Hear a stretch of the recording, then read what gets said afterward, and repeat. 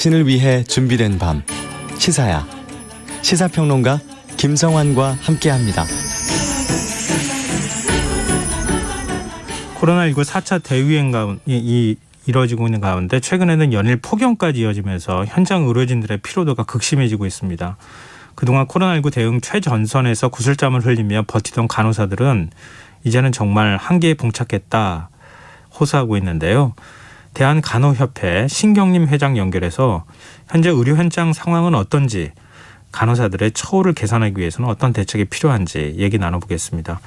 회장님 안녕하십니까? 네, 안녕하세요. 네, 회장님은 간호사분들하고 계속 소통을 하실 거 아니겠어요? 네, 네. 최근 의료진들이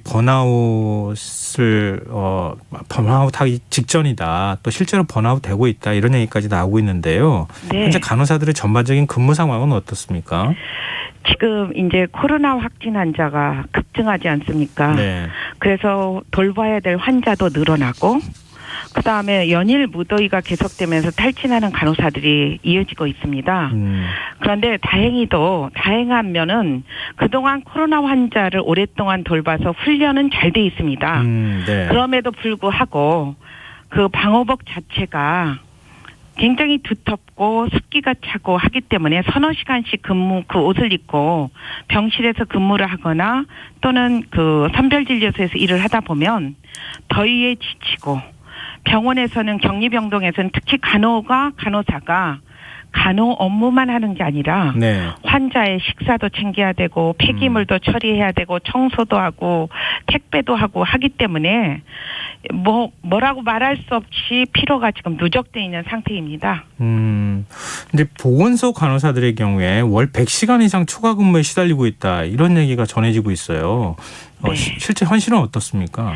현실이 그렇습니다. 왜냐하면 코로나 환자가 급증이 되다 보니까 쉽게 이야기하면 확진 검사를 하기 위해서 보건소로 다 가시지 않습니까? 검사를 네. 하러. 네. 그러다 보니까 검사를 하러 오시는데 간호사들이 쉽게 얘기하면은 보건소에 정규직 간호사들보다는 비정규직 간호사들이 많다 보니까 네.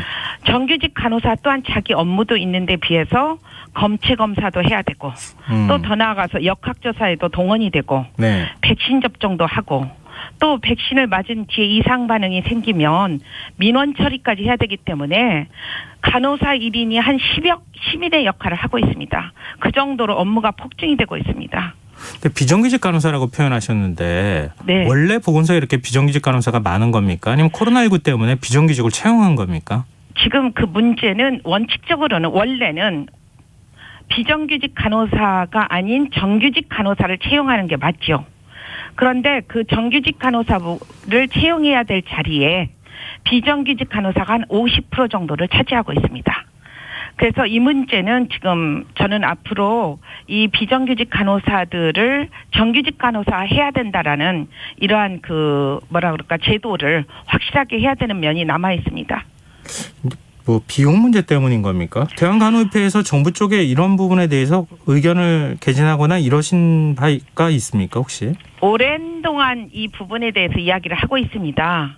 그런데 지금까지 보건소에서의 간호사들의 일이 어떻게 보면 굉장히 전문직인데도 불구하고 정부의 그 제도에서 보면 쉽게 이야기하면 일반직은 전부 정규직으로 뽑았습니다. 네. 그런데 비해서 간호사는 거의 50% 정도밖에 정규직으로 뽑지 않았기 때문에 이번에 코로나 사태가 오면서 이 부분의 문제가 심각하다라는 거를 다들 알고 있죠. 인식하고 있습니다. 코로나19 사태 이전에도 이미 그런 방식으로 비정규직 간호사를 채우고 있었다. 네네. 이런 말씀이신데요. 네네. 정부는 뭐라고 설명합니까? 이런 문제들에 대해서 얘기를 하면. 이런 문제는 저는 전번에도 말씀을 드렸지만 행안부에서의 어떠한 공무원의 인력 확보 문제가 있어야 되고 네. 또 조직이잖아요. 예. 인력을 충분하게 할 수 있는 예산이 또 따라붙습니다. 예. 그런데 이번에 그런 문제가 이제 확연하게 드러났죠.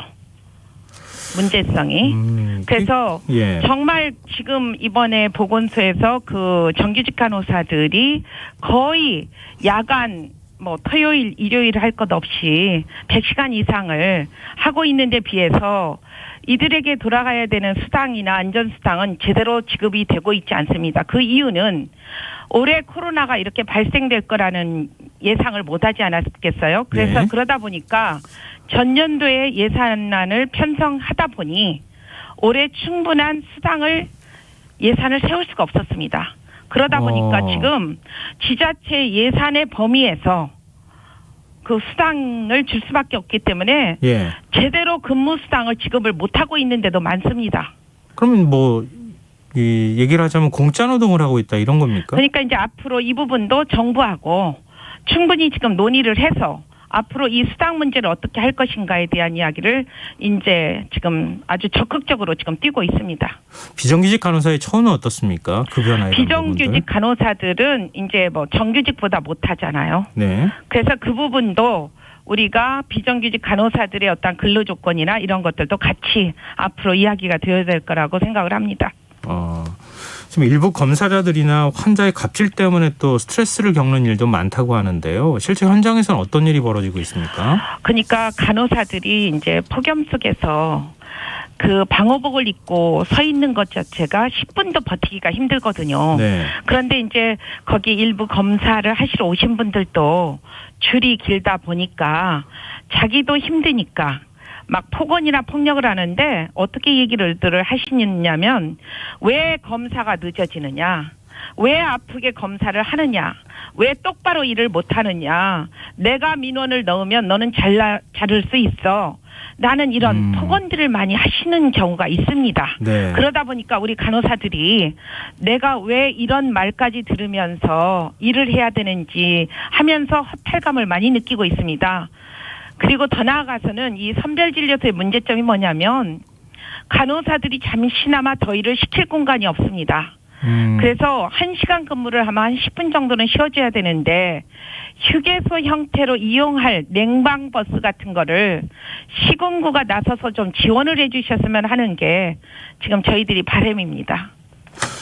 이거 지자체나 정부가 좀 신경을 더 쓰면 물론 이제 지금 폭염인 상황에서 여러 가지 그 뭐 예를 들면 에어컨이라든가 아니면 뭐 보니까 선별진료소의 경우에는 위에 천막 위에 막 물을 그러니까 분무하는 뭐 이런 것들도 하고 여러 가지 대책은 만들고 있다고는 하던데 그래도 여전히 부족한 점이 많다는 말씀이시잖아요. 그렇죠. 네. 왜냐하면은 환자들이 너무나 많이 증가가 갑작스럽게 많아지지 않습니까? 네네. 그러다 보니까 지금 이런 문제들이 많이 발생이 되고 있습니다. 네, 감염 위험에도 노출돼 있고 또 노동 환경도 좋지 않은 상황이어서 지금 현장을 떠나는 간호사가 많다고 하는데 실제로 그렇게 많이 떠나고 있는 상황입니까? 지금 병원과 보건소를 같이 보면 병원의 경우에도 확진 환자가 작년보다 올해 4배 정도가 늘어나지 않았습니까? 네. 그러다 보니까 간호사들이 코로나 전담병원마다 환자들 보는데 지쳐 있습니다. 너무나 오랫동안 하다 보니까 사직을 하는 경향이 높아지고 있고 네. 보건소에 근무 간호사들은 폭증하는 업무 때문에 거의 재작년에 비해서 올해 사직하고 휴직하는 게 한 1.4배가 늘었습니다. 그래서 올해도 6개월 정도인데 벌써 200명이 사직을 했고 네. 휴직은 1,140명 정도가 벌써 휴직을 했습니다. 근데 얼마 전 회장님을 포함해 의료계 단체장들이 권덕철 보건복지부 장관하고 간담회를 가졌다고 들었는데요. 네. 이런 얘기들 하셨을 거 아닙니까? 충분히 이야기를 드렸습니다.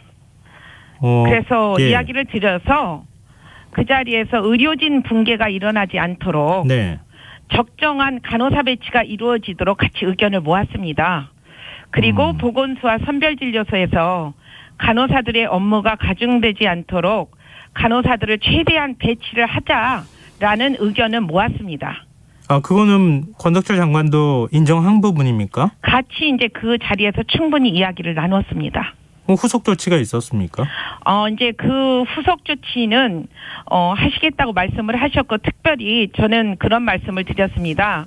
너무나 지쳐있는 간호사들에게 적어도 8월에는 특별하게 유급 안전 휴가를 좀 하루씩만이라도 주시면 간호사들이 큰 힘이 될 것 같다라는 말씀을 드렸고 네. 정부도 적극 검토하고 있는 것으로 알고 있습니다. 확정된 건 아니고요. 아직 그 확정이 됐다기보다는 지금 검토하고 있는 걸로 알고 있습니다. 왜냐하면 예. 국공립병원을 우선 먼저 하든가 민간병원도 해야 되지만 이제 여러 가지 예산상의 문제도 있기 때문에 네. 그러한 검토를 지금 하고 있는 걸로 알고 있습니다. 근데 우리나라 간호 인력은 OECD 평균보다 적다고 해요. 근데 간호대학 졸업자 수를 보면 OECD 평균보다 오히려 더 많다고 하거든요. 이 만성적으로 간호사 인력이 부족한 원인은 뭡니까? 지금 간호사가 부족한 이유는요. 제일 크게 세 가지로 제가 얘기 드릴 수 있는데 네. 일단 근무 환경이 너무나 열악합니다. 그리고 간호사들의 그 처우가 네. 굉장히 낮습니다. 아주 낮습니다. 그리고 수도권과 지방 간의 임금 격차가 너무 큽니다. 그런데 의사들은 지방으로 내려갈수록 연봉이 높아집니다. 네. 그런데 간호사들은 지방으로 내려갈수록 연봉이 낮아집니다. 그러다 보니까 전부 수도권으로 옵니다. 네. 그리고 지역 내에서도 대형 병원과 국공립병원 간의 임금 격차가 너무 심합니다. 그리고 더 나아가서 간호사들의 대부분이 여성이지 않습니까? 네. 그런데 마음을 놓고 임신이나 출산, 육아를 할 수 있는 여건이 안 되다 보니까 30세 안팎이면 다 떠나버립니다. 그래서 간호사 면허를 7년짜리라고 부를 정도입니다. 그러니까 이런 것들이 이제는 좀 제대로 제도가 안착될 수 있도록 해야 될 때도 되었다고 저는 생각을 하는데 네. 참 힘듭니다. 아마 청취자분들이 들으시고 여러 가지 이제 아마 생각을 하실 것 같은데요. 저희 청취자 4222님께서 의료진 너무 고생하는 것 같아 미안하고 어떻게 해야 할지 그중에서도 간호사님 정말 힘들 것 같습니다. 빨리 코로나가 떠나갔으면 합니다. 이런 의견도 주셨네요.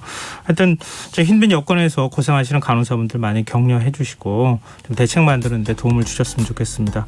오늘 말씀 여기까지 듣겠습니다. 고맙습니다. 네, 감사합니다. 예, 지금까지 대한간호협회 신경림 회장이었습니다.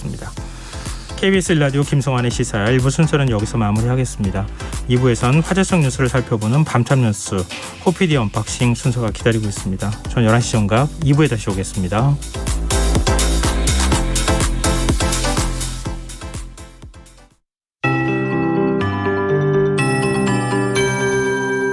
KBS 58분 날씨. 제주도 산지 호우